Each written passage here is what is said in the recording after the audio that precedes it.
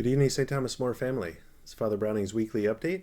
And this week I just wanted to share with you a little story on adoration from my own life. Because I know make sure you get a bulletin this weekend or look it up online because I had asked the adorers, those weekly adorers, to share what adoration has done for them over this last year. And they're just unbelievable, beautiful witnesses to God's goodness, to his love, and to the power of adoration. And I know I've spoken of it a lot in my own homilies and how adoration really changed my life, really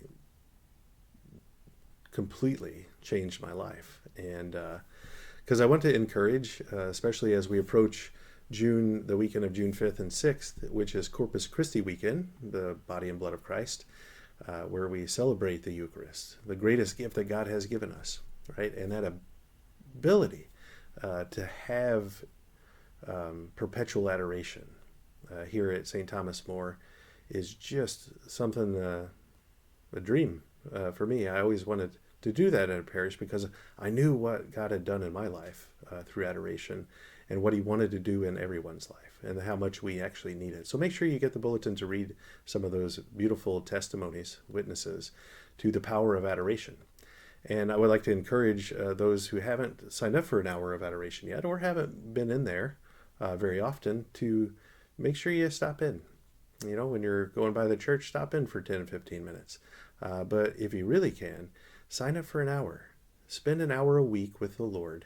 And as I've said before, and these witnesses will testify too, he will change your life. And it will be for the good. He will strengthen you and bring you deep peace.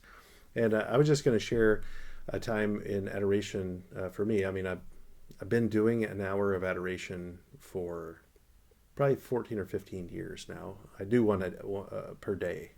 But it started off on a weekly basis. And it was just, I didn't even know what I was doing at the beginning. You know, I just went in there. I had a spiritual book and I read the spiritual book. I maybe prayed the rosary. And what I've learned over those years is that it's my favorite place to be now, right? Because I find just peace and solace because you're literally sitting in front of the God of the universe, right? Who has hidden himself, so to speak, under the sacramental signs of bread.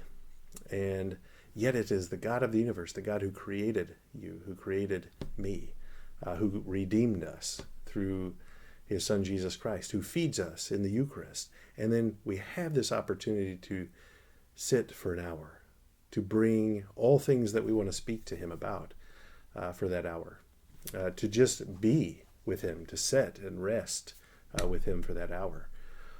And it's just a beautiful gift that you'll never be able to outdo God. He will bless you abundantly through that hour a week.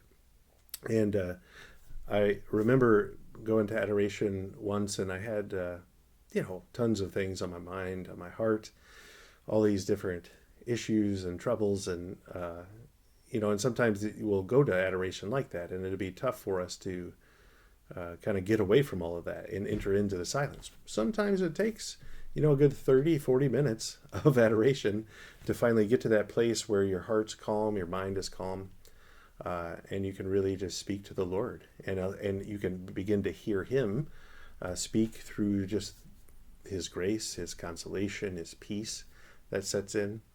And I find that that's the thing that has always shows up after I've gone to adoration. So some days prayer is very easy. And I go in and it's easy to meditate on some gospel passage, to say some prayers, to speak to the Lord about what's going on in my heart and my life. And it's very easy to do that. And then there are other days where I don't want to do it.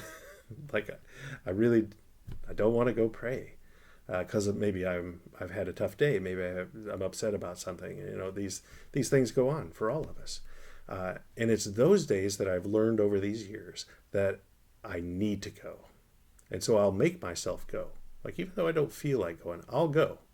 And I am never disappointed in the fact that I do that. Uh, Almost every time after the end of prayer, like my heart is calm, my mind's calm, and there's what I would say just a sense of peace that uh, enters and that remains after that.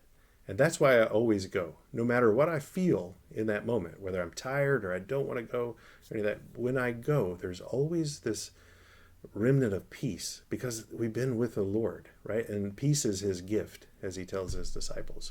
And not the peace that the world gives us, but the peace that he wants to give us. It's a different type of peace that doesn't take away all the problems and things that may still be there, but it helps me to know that I'm not alone, that the Lord is with me, that these are his problems too, that he wants to address through us.